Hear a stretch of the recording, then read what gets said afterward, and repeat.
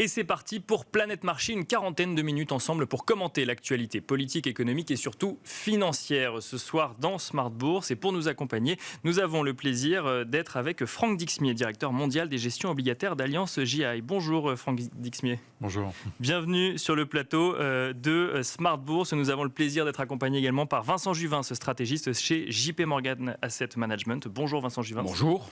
Merci d'être avec nous et nous avons également le plaisir d'être accompagné par Michel Martinez, chef économiste pour l'Europe chez Société Générale CIB. Bonjour Michel Martinez. Bonjour. Bienvenue à tous les trois. On va commencer avec vous, Vincent Juvin. On va commenter l'actualité récente. Il y a un terme qui est souvent prononcé dans les scénarios économiques quand on parle de l'Europe ou des États-Unis, qui est le terme récession. On en parle au futur, avec des prévisions en termes d'intensité ou en tout cas de délai avant d'y arriver. Et il y a un pays qui en parle au présent actuellement, il s'agit du Royaume-Uni. C'est le ministre des Finances qui en parle, enfin plus exactement en citant l'organisme public en charge des prévisions budgétaires, qui estime que le Royaume-Uni est actuellement en récession. C'est donc, j'ai envie de dire, une des premières grandes économies à faire le constat qu'elle se retrouve en récession. Comment est-ce qu'on peut analyser cette situation ? Est-ce que ça marque un tournant ou est-ce qu'on peut quand même se dire que la situation au Royaume-Uni est différente de celle de l'Europe et celle des États-Unis ? Elle diffère légèrement, en ce sens que le Royaume-Uni est confronté aux conséquences du Brexit et que ceci vient évidemment défier l'économie encore un petit peu plus que l'économie européenne. Maintenant, le constat est similaire en Europe. L'Union européenne aussi table déjà sur un fort ralentissement de la croissance, voire sur une récession. Maintenant, il est certain que le Royaume-Uni est beaucoup plus avancé dans son cycle de hausse de taux. La BOE a fortement remonté les taux cette année. Le Royaume-Uni va faire face à, en tout cas, une période d'austérité. Je pense que ça, c'est également un message qui est important à avoir sur le continent européen. Je pense que Bruno Le Maire en France l'avait déjà annoncé il y a quelques mois, c'est la fin du quoi qu'il en coûte. Aujourd'hui, l'argent gratuit n'existe plus, les taux sont fortement remontés, ça oblige la plupart des États, en tout cas, à avoir une meilleure, orthodoxie budgétaire. C'est ce que fait aujourd'hui le gouvernement britannique. Ça va contraindre encore un petit peu plus, évidemment, l'économie, qui est déjà chancelante, avec une consommation qui est en berne, du fait, en tout cas, crainte sur le pouvoir d'achat, plus que des craintes, puisque les taux remontants, on a vu évidemment un impact, notamment sur le marché immobilier. On sait évidemment que les prêts hypothécaires au Royaume-Uni se recettent assez vite avec des taux plus élevés actuellement, ce qui va poser problème pour pas mal de ménages, ce qui vient s'ajouter déjà à la charge évidemment de la facture énergétique qui était également conséquente au Royaume-Uni. On rajoute à cela les conséquences du Brexit qui feront que pas mal de secteurs d'activité sont aujourd'hui sans main-d'œuvre et ça vient évidemment aussi là coûter à la croissance britannique. Donc c'est un petit peu une tempête parfaite pour le Royaume-Uni pour l'instant. On partage en Europe pas mal de ces défis, à l'exception peut-être des conséquences du Brexit. Le Royaume-Uni est quelque part un petit peu en avance par rapport à nous, en tout cas dans cette prise de conscience, dans la communication par rapport à cela. Il ne faut pas se leurrer, en Europe on est face à, en tout cas pour beaucoup des défis auxquels sont confrontés le Royaume-Uni, on partage en tout cas ces défis ici aussi et on va au-devant de quelques mois relativement compliqués sur le plan économique. Michel Martinez, même question. Le fait que le Royaume-Uni dise publiquement nous sommes en récession, c'est la première étape d'un scénario récessif en Europe selon vous ? Pas forcément, ça a été mentionné un instant, la situation économique diffère. En particulier, il y a plus de chocs au Royaume-Uni qu'en Europe. Donc oui, une récession, c'est possible en Europe, en zone euro, mais elle n'est pas assurée. Et puis si elle arrive, elle sera probablement légère.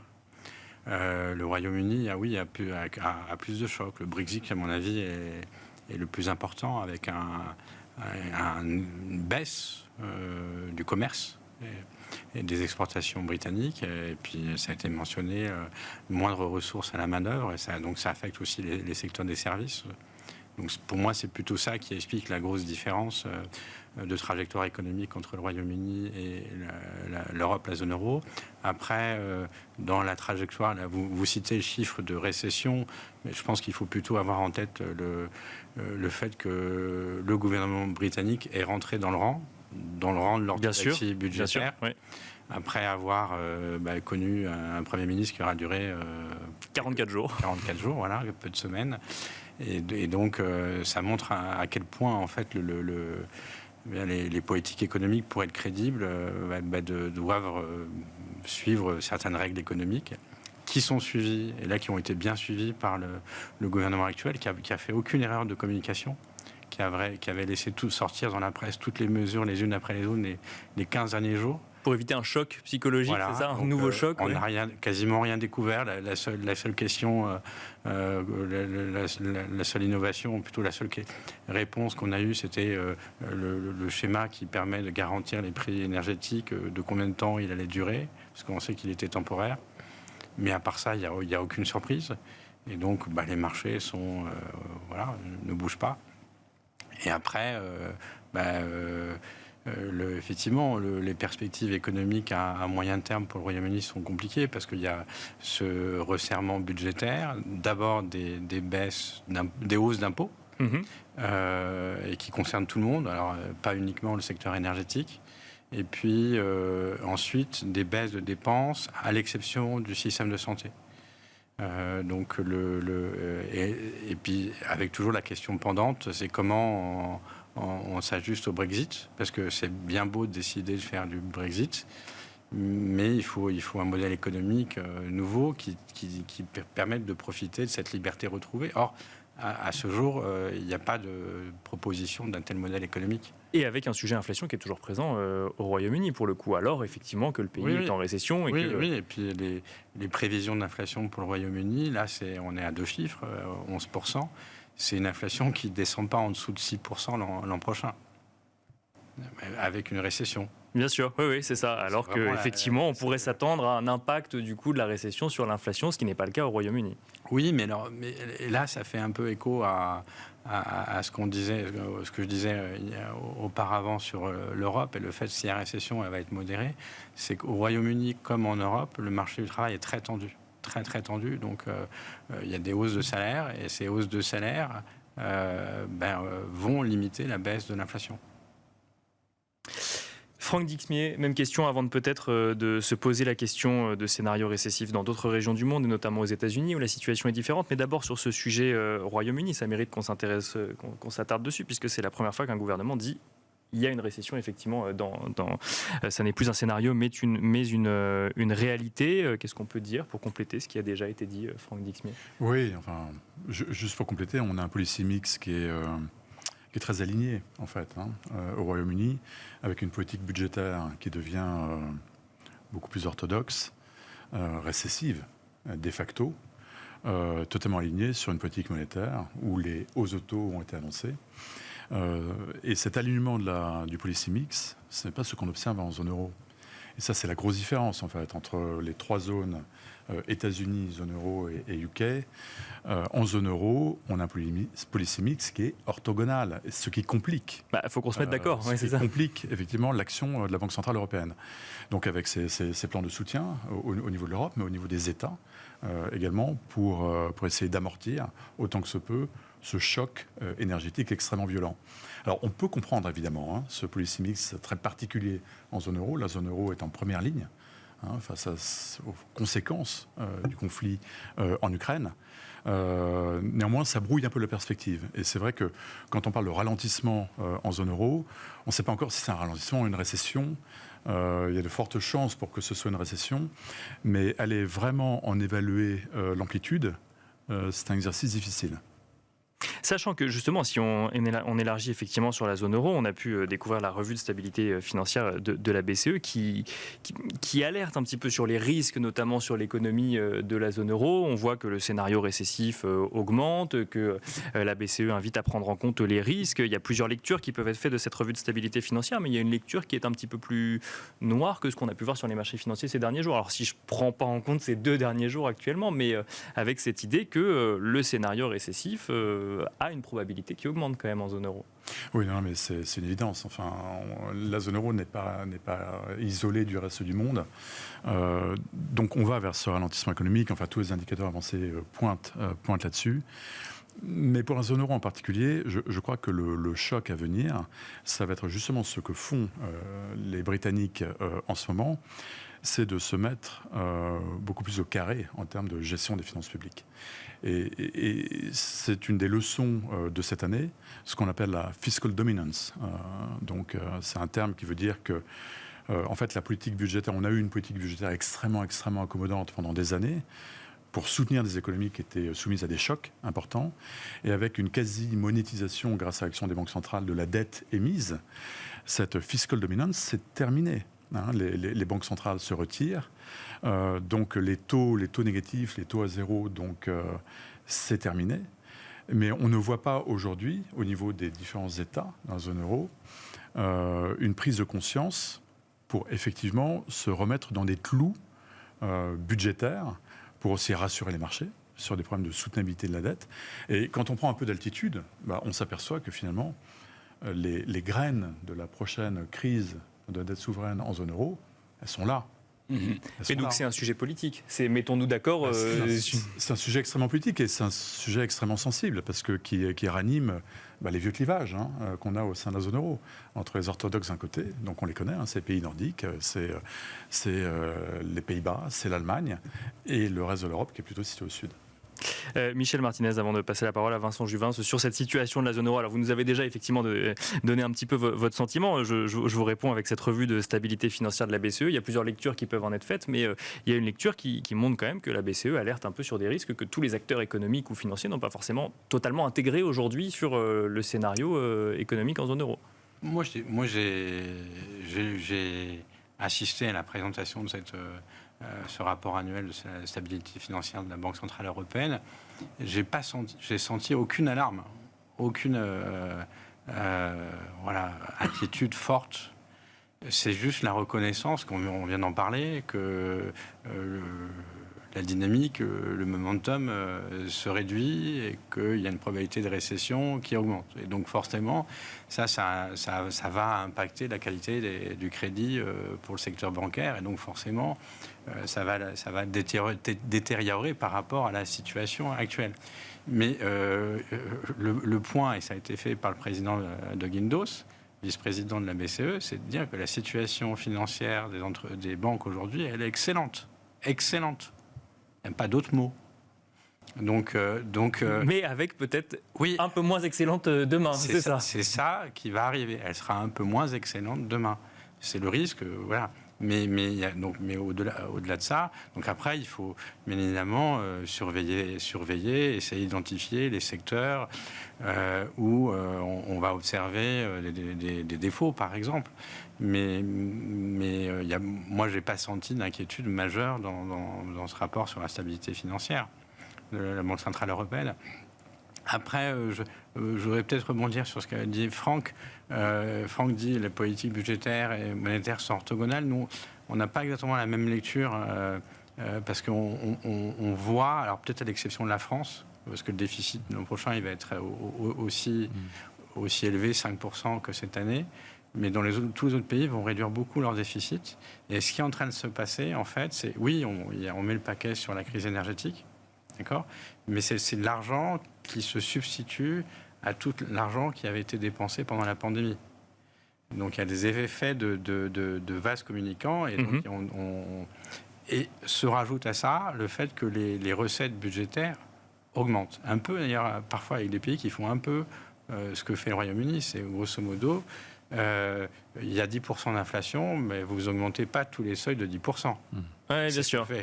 Donc vous avez en proportion du PIB, où vous avez des recettes qui augmentent ou qui baissent. Voilà, ça dépend de quel point on regarde. Des recettes fiscales. Recettes fiscales. Oui. Et donc quand on fait le calcul, qu'on fait tout ça, et puis ça a été aussi décrit dans le dernier rapport de la Commission européenne d'automne, il y a un léger durcissement budgétaire, ou il y aurait un léger durcissement budgétaire. Donc moi, ça me semble assez compatible avec ce que fait la BCE, c'est que on met beaucoup sur l'énergie pour préserver du choc, mais il y a beaucoup de choses à côté qui se réduisent, et au total, on ne peut pas dire que ce soit expansionniste, je pense. Vincent Juvin, sur la situation économique en zone euro, avec peut-être une variable supplémentaire. On arrive à la fin de la saison des résultats. Alors, il y a les États-Unis, là, on va se cantonner plutôt sur la zone euro. On n'a pas vu de choc, ou en tout cas d'accident dans les résultats publiés par les entreprises, ou en tout cas de choc généralisé dans les résultats publiés par les entreprises. Donc effectivement, on sent que la situation se complexifie, mais on ne le voit pas encore aujourd'hui dans les résultats des entreprises. Non, je voudrais revenir sur l'environnement économique, mais sur les résultats, il y a d'abord quelque chose d'assez intéressant. Je faisais un peu le bilan entre les entreprises qui augmente ou qui baisse, le ratio entre les résultats qui sont revus à la hausse ou revus à la baisse, bizarrement, on est plutôt en train de remonter en Europe. Alors, il faut voir évidemment ça d'un point de vue sectoriel, d'un point de vue d'un pays. Il y a certains des marchés comme la France, avec de luxe, qui globalement s'en tirent encore relativement bien, évidemment, tend à surperformer, à tirer un peu cette tendance vers le haut. Les marchés des entreprises énergétiques, évidemment, au détriment de l'industrie. Donc, tout n'est pas noir du point de vue du monde de l'entreprise, c'est une évidence. Et il y a sans doute dans les semaines et les mois à venir quelque chose à faire sur le plan de l'investissement, sur le plan probablement de la réallocation à certains pans des marchés d'actions qui sont aujourd'hui particulièrement attractifs. Alors, j'aurais peut-être, en tout cas, passé de la micro par les banques à de nouveau à la macro. À la macro, bien sûr. Oui. Que le secteur bancaire européen, en tout cas, si je fais un peu le bilan par rapport aux 10 dernières années, il est pour une fois, c'est vrai, plutôt solide. On le voit avec les ratios Core Tier 1, on le voit avec l'évolution des NPL qui ont fortement baissé. Donc c'est vrai que la BCE a fait un travail extraordinaire, finalement, d'harmoniser le contrôle, en tout cas, des institutions financières. Donc tout ça a été bien remis en ordre. On voit qu'on a des banques qui sont capables d'encaisser un choc probablement.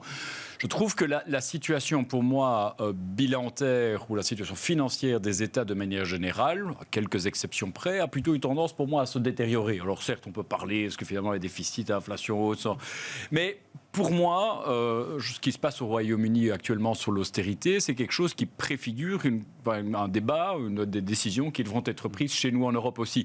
On repousse un peu à plus loin cette décision, et pourtant elle me semble particulièrement importante dans pas mal de pays. La France en est un, le pays d'où je viens, la Belgique en est un autre, au sud de l'Europe aussi.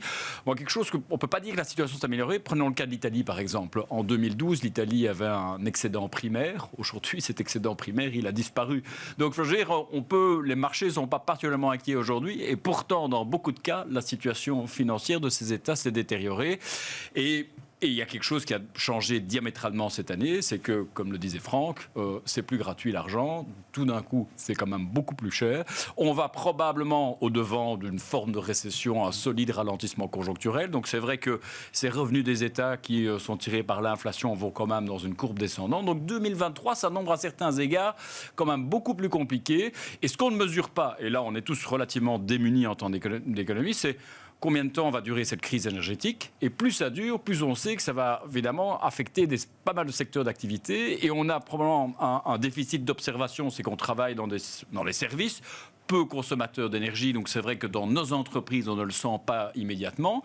Mais pour énormément de PME européennes, c'est un problème gigantesque qu'on a du mal à percevoir, et on ne voit pas encore là où ça va casser et là où il va y avoir des pertes d'emploi massives. Or, ceci dit, moi ce que je vois dans les indicateurs PMI, dans les sondages qui sont réalisés auprès des petites et moyennes entreprises en Europe, c'est qu'ils sont quand même pas à l'aise, des chefs d'entreprise, et que pour les prochains mois, c'est quand même des mises en veilleuse des activités, c'est des licenciements qui arrivent chez les boulangers du coin, le boucher, des petits indépendants et autres, ce qui fait évidemment le tissu de notre économie, et ce qui évidemment largement pourvoyeur d'emplois. Donc c'est vrai que je regarde 2023 en Europe avec quand même un certain nombre d'inquiétudes, et certainement sur les finances publiques, je serais en tout cas prudent sur les marchés obligataires par rapport à une exposition à la dette souveraine européenne en l'état. Michel Martinez. Oui, non, alors, quand on regarde toute la séquence depuis la pandémie, la big picture, comme on dit, si on regarde de loin, c'est évidemment un transfert des États vers les agents privés dans tous les pays avancés, et surtout en Europe. Et donc, la situation financière des entreprises a été préservée. On a même des taux de marge qui restent très élevés aujourd'hui. Et un taux d'endettement qui a baissé pour les entreprises, net, les cash. La situation financière des ménages a été préservée aussi, je pense, dans l'ensemble. Et puis, les dettes publiques ont augmenté de 15 points de PIB. Donc, évidemment, à un moment, quand la charge d'intérêt va augmenter, elle va augmenter graduellement parce que c'est pas immédiat les hausses de taux, puisqu'on renouvelle qu'un huitième de la dette tous les ans. Donc, mais il y a un moment, si les taux d'intérêt augmentent de 300 points de base en zone euro de façon permanente, ceux de la BCE, les taux d'intérêt des États vont augmenter à due concurrence. Et dans 8 ans, la charge de la dette, elle sera augmenter. Le déficit, il sera augmenté dans 3 points de PIB partout. Bien sûr. Oui. Et donc, du fait de cette charge financière. Et donc, il faudra, à ce moment-là, évidemment, réduire les déficits primaires et faire des coupes ou augmenter les impôts. Donc, ça va venir. Quand est-ce que ça va commencer? Est-ce que c'est 2023, 2024? On ne sait pas, ça dépend aussi beaucoup du sentiment de marché, en fait. Parce que c'est souvent le marché qui déclare la fin de la récréation. Mais évidemment, ça, c'est ce qui nous attend dans les années à venir. C'est les États qui doivent se resserrer de la ceinture. Renflouer les caisses, finalement, c'est ça? Oui, c'est qu'on vient d'une période longue où les taux d'intérêt étaient négatifs. Donc les États, la charge de la dette, elle tendait vers zéro, voire négatif. Donc forcément, pour avoir un déficit, si la jauge était 3% de déficit, on pouvait augmenter le déficit primaire, parce que la charge d'intérêt baissait. C'est le contraire qui va se passer maintenant. Donc, mon propos, c'est juste que ça va être très graduel. C'est pas parce que les taux d'intérêt vont monter à 3% l'an prochain sur la BCE ou plus que la charge de la dette va augmenter de 3 points de PIB. C'est pas tout de suite. Oui, on le verra peut-être plutôt en 2024. Ça prend de nombreuses années. Ça prend plus que 2 ans. Ça prend de très nombreuses années. Franck Dixmier, sur ce sujet de la dette, du financement, effectivement, des États avant peut-être de passer aux États-Unis. Comment est-ce que vous voyez les choses d'un point de vue obligataire, pour le coup? Je pense que le phénomène que j'évoquais, la fin de la fiscal dominance, donc de cette espèce de priorité budgétaire, va nous imposer des contraintes qu'on voit d'ores et déjà dans les spreads, en fait.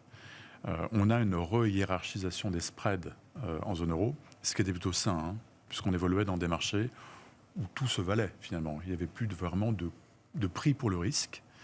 Donc cette nouvelle hiérarchie des spreads, on l'a vu sur le crédit, mais on l'a vu aussi, évidemment, sur la dette souveraine. Et c'est sans doute pas terminé. Donc là, on est sur des ajustements de long terme.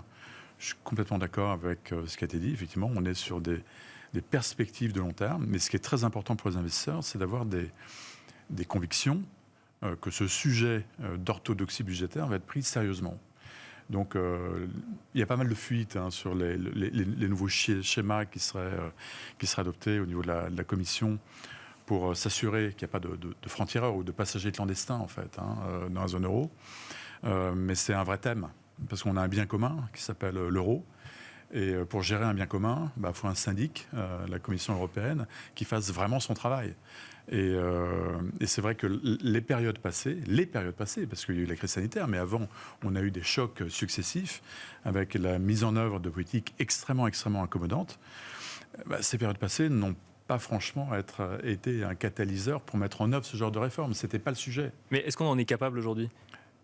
Mais ce sont les marchés qui vont pousser, justement, avec les bond vigilance et les investisseurs obligataires, qui vont pousser les taux à la hausse et qui vont envoyer des signaux. Le signal envoyé à l'Italie, il est extrêmement clair quand même. Le Bund à 10 ans vaut 2. On a 200 BP de spread entre le Bund et l'Italie. Donc l'Italie se refinance à 2 fois ce que l'Allemagne se refinance aujourd'hui à 10 ans. C'est un signal extrêmement clair. Alors, est-ce que c'est soutenable pour l'Italie ? Non. Parce qu'en fait, voilà, il n'y a plus de surplus primaire. L'Italie nous avait habitués sur les 40 dernières années à générer des excédents primaires qui étaient assez rassurants en termes de soutenabilité de la dette. Là, c'est terminé. Alors, on va voir avec la mise en œuvre des réformes structurelles, financées aussi grâce aux subsides européens de Next Generation EU. Bon, c'est très bien, mais on va voir en pratique, on va scruter ça avec énormément d'attention. Et le fait qu'on ait déjà des spreads si larges en zone euro, alors que finalement les taux absolus sont relativement faibles encore. 2% pour le Bund à 10 ans, quand vous tracez ça sur un historique, c'est ridicule. On est sur des niveaux ridiculement bas. Ça alerte effectivement sur un thème qui va devenir de plus en plus prégnant sur les marchés. Mais dont devra s'emparer le politique, et il faudra qu'il écoute les marchés obligataires plutôt que d'autres voies. Nécessairement. Ouais. Je vous propose, messieurs, de passer outre-Atlantique et d'évoquer un petit peu la stratégie de la Réserve fédérale américaine, de la Fed. Alors effectivement, il y a ces questionnements, on va continuer avec vous, Franck Dixmier, il y a ces questionnements sur le tempo de la Fed, avec cette prise de parole de James Bullard. Alors effectivement, tous les gouverneurs de la Fed ont pris la parole depuis la publication de la dernière statistique d'inflation pour alerter les marchés marché sur le fait qu'il y avait encore des hausses de taux à venir. Pour autant, la prise de parole de James Bullard a refroidi quelque part l'idée que 5% pouvait être un taux terminal dans sa prise de parole, qui lui-même, et pour le coup, fait partie des... pas forcément des plus dovish, il estime quand même que 5% ce serait le meilleur scénario et qu'on pourrait aller jusqu'à 7%, 7%, un chiffre que les marchés n'anticipaient pas forcément. Comment est-ce qu'il faut interpréter ça, Franck Dixmier, une volonté de calmer un petit peu les ardeurs des marchés ou au contraire l'idée que la Fed pourrait continuer à augmenter ses taux, alors peut-être que c'est 50 points de base en décembre, mais que globalement ça va continuer sur l'année 2023? Oui, alors ce thème du pivot de la Fed, le taux terminal, c'est le thème qui drive les marchés en fait. Ça drive vraiment tout le pricing évidemment des taux, mais des actifs risqués, actions, crédits. Et moi je trouve ça absolument fascinant de voir cette espèce de complaisance des marchés qui écoutent la Fed mais qui ne comprennent pas. Et moi je trouve que le message depuis Jackson Hole est extrêmement clair de la part de la Fed. L'inflation est l'objectif numéro 1. Ça passe avant tout, même au prix de plonger l'économie américaine en récession. Ça a été dit par son président, donc Jay Powell, ça a été dit extrêmement clairement. Ça a provoqué des ondes de choc dans les marchés. On a eu un taux 10 ans américain qui a flirté avec les 4,50% récemment. Et il suffit d'une donnée sur l'inflation qui soit un peu moins forte que prévu pour en extrapoler une tendance qui validerait le fait que la Fed serait tout près de son taux terminal. Mais non. Parce que le message de la Fed, c'est de nous dire aussi qu'il faudra qu'elle ait des preuves que l'inflation soit revenue sur une trajectoire compatible avec son objectif de stabilité des prix. Bien sûr, là, Brennard l'a rappelé en début de semaine. Voilà. Ouais. Pour baisser ces taux. Et ce que vous voyez aujourd'hui dans le marché, c'est une baisse de 50 BP quand même des taux sur 2023. Et ça, je trouve ça absolument extraordinaire. Donc, on n'y croit pas du tout. Nous, effectivement, on voit plutôt un taux terminal entre 5 et 6%. D'accord. 7%, pourquoi pas? Parce qu'aujourd'hui, en fait, on a un marché qui est pricé à la perfection pour aucune surprise sur l'inflation. Et une trajectoire assez linéaire de décroissance de l'inflation. Mais ça ne va pas se jouer comme ça. Parce qu'il y a des phénomènes de diffusion dans l'économie qui sont difficiles à maîtriser. Il faut avouer quand même une certaine humilité par rapport à nos prévisions sur l'inflation américaine. Quand la Fed, avec tout son arsenal statistique, avec les Fed régionales, vous dit, elle a dit explicitement qu'elle a d'abord, dans son mea culpa, qu'elle a été incapable d'anticiper l'inflation, mais qu'elle vous dit aussi que ça reste très très compliqué d'avoir des certitudes sur 2023 et 2024, eh ben, faut avoir un minimum de prime de risque dans le marché. Et aujourd'hui, en fait, il n'y a pas de prime de risque par rapport à cette surprise à la hausse qu'on peut avoir sur l'inflation. Donc c'est pour ça que, enfin, nous, ça fait des semaines qu'on dit qu'attention, les marchés obligataires sont fragiles. On n'y est pas. On n'est pas encore sur des taux d'équilibre, sur les taux à long terme. Alors évidemment, on peut anticiper sur une récession et valider une forme de courbe qui caperait un peu le niveau des taux à long terme. Mais attention, et c'est encore pire en zone euro. Vincent Juvin et ensuite Michel Martinez, si je reprends l'image de Franck Dixmier, est-ce que les marchés sont capables d'entendre la Fed mais pas de l'écouter? Oui, alors je suis peut-être un petit peu plus positif que Franck. En tout cas, c'est une opinion. Je dirais qu'en effet, je pense qu'une baisse de 50 points base des taux en 2023, là, c'était tout à fait farfelu comme idée. Je pense que l'idée de Bullard de voir ça à 7%, je pense que objectivement, moi j'observe déjà une tendance dans les chiffres de l'inflation. J'ai envie de voir le verre à moitié plein. Mais est-ce qu'il était dans un exercice de communication? Il y a plusieurs chiffres qui se sont suivis, notamment le prix à la production. Je pense qu'on voit un ralentissement significatif sur le marché immobilier. On ne voit pas encore de remontée du taux de chômage ou de hausse des inscriptions chômage. On en avait vu un peu au deuxième trimestre, mais ça s'est rétabli. Par contre, on voit que les jobs, les offres d'emploi commencent à baisser significativement. On voit quand même un peu plus de liquidité sur le marché du travail. Donc, encore une fois, il est probablement trop tôt pour tirer des conclusions définitives. Mais moi, je commence déjà à avoir un faisceau d'éléments quand même qui me conforte dans cette idée qu'on est quand même, en tout cas, sur une pente descendante aux États-Unis. Une baisse de taux, certainement pas. Maintenant, moi, je serais plutôt, oui, 5, 6, allez, 5, 5,5, mais voilà, je pense que le 7%, ça reste ici vraiment un scénario extrême à l'heure actuelle. Moi, personnellement, lorsque je vois des trésoreries à 4,5, eh bien, c'est quelque chose avec lequel je suis assez à l'aise en portefeuille actuellement. Alors, peut-être que les taux pourraient peut-être remonter un petit peu davantage, mais aujourd'hui, on a quand même, à nouveau, je dirais, du rendement sur l'obligataire américain qui est intéressant en termes de construction de portefeuille. Donc, pour moi, en tout cas, au contraire des obligations européennes, et attention, je le disais déjà à 3,5 aussi, donc en toute humilité, mais je pense 3,5, 4, 4,5, ce sont des bons niveaux d'entrée, en tout cas sur le marché des trésoreries américaines. Il ne faut d'ailleurs pas rentrer à 10 ans, on peut rentrer à 2 et 5 ans, ce sont des niveaux qui sont parfois supérieurs aussi. Mais nous, on a été plutôt acheteurs de bons du Trésor américain ces derniers mois, et plutôt dans cette perspective que, en tout cas, la Fed a fait le job sur l'inflation en partie, la récession ou le fort ralentissement conjoncturel est incontestable. On voit des améliorations au niveau international, au niveau de l'inflation. Alors, les surprises sur l'inflation de manière au niveau international ont plutôt tendance à aller dans le bon sens. On voit que les disruptions sur les chaînes logistiques se résolvent. On parlera de la Chine dans un instant. Il pourrait peut-être y avoir quelques améliorations là, alors qui peuvent être tantôt génératrices d'inflation sur l'énergie, mais plutôt déflationnistes sur les exportations, notamment de biens manufacturés en Chine. Mais voilà, en tout cas, nous, on est plutôt acheteurs de trésoreries américaines, court, moyen, long terme aux États-Unis, plutôt dans une perspective que l'inflation devrait, d'ici fin 2023, en tout cas, converger vers les 3%. Je reviendrai sur ce plateau pour valider ou non le succès de cette prévision. Michel Martinez, effectivement, sur sa stratégie de la Fed, effectivement, Vincent l'a rappelé, on va également parler de la Chine, quand même, qui est à prendre en compte dans le mix actuel. Mais sur cette 7%, c'est impensable? Non, c'est pas impensable du tout. Moi, je dirais par rapport à tout ce qui a été dit, je concours vraiment à ce qu'a dit Franck. Les risques sur l'inflation, à mon avis, sont plutôt haussiers.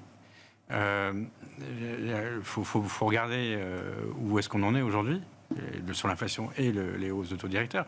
Aux États-Unis, l'inflation sous-jacente, c'est 6. 6. L'objectif, c'est 2. Oui, bien sûr. Donc, c'est juste pour et historiquement, on ne passe pas de 6 à 2 en 6 mois. Hein. C'est jamais arrivé. Sur l'inflation domestique, hein, l'inflation totale, c'est plus volatile, mais l'inflation domestique, ça... Et il faut se rendre compte qu'on est passé aux États-Unis de 2 à 6. Ça a pris presque 3 ans, quoi. Hein.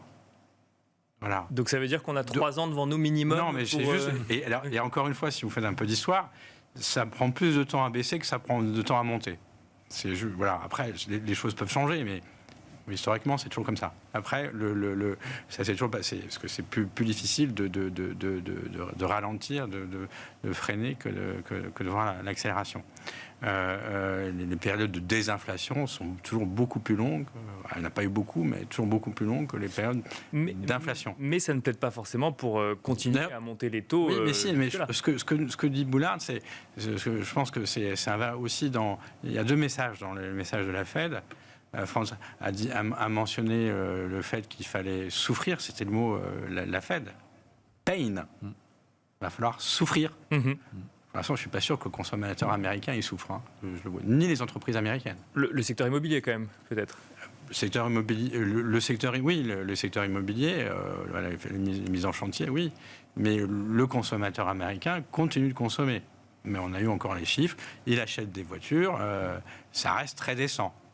Les entreprises américaines continuent d'embaucher, et d'embaucher beaucoup plus que ce qui serait nécessaire pour faire baisser le chômage. C'est la photo d'aujourd'hui. Est-ce que dans 6 mois, on va avoir une dégradation suffisamment forte pour que la Fed puisse considérer qu'il n'y a pas eu besoin de souffrir? On verra. Mais bon, c'était la première conviction de la Fed, il faudra souffrir. Et souffrir, ça veut dire quoi? Ça veut dire qu'il faut que le taux de chômage augmente, et qu'il augmente beaucoup, d'1 point. C'est ça que ça veut dire. C'est la conviction de la Fed. Après, on peut décrire. C'est la première conviction. Il y a un deuxième message de la Fed qui est l'humilité. L'humilité par rapport au fait qu'on ne sait pas vraiment quel est le degré de restriction monétaire nécessaire pour arriver à l'objectif que je viens de mentionner.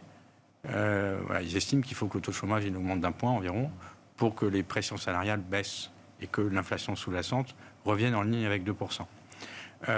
L'humilité parce qu'on ne sait pas ce qui est nécessaire. Et effectivement, je finirai là-dessus, si on regarde les vieilles règles de Taylor, les outils économiques que les banques centrales utilisaient, on a un spectre qui va de 5 à 8. C'est pas 5 à 8 selon les modèles. Et je finirai sur une dernière phrase sur la Banque Centrale Européenne. Si vous faites ça pour la Banque Centrale Européenne, le spectre, il va de 4 à 6. Ça ne s'arrête pas à 3.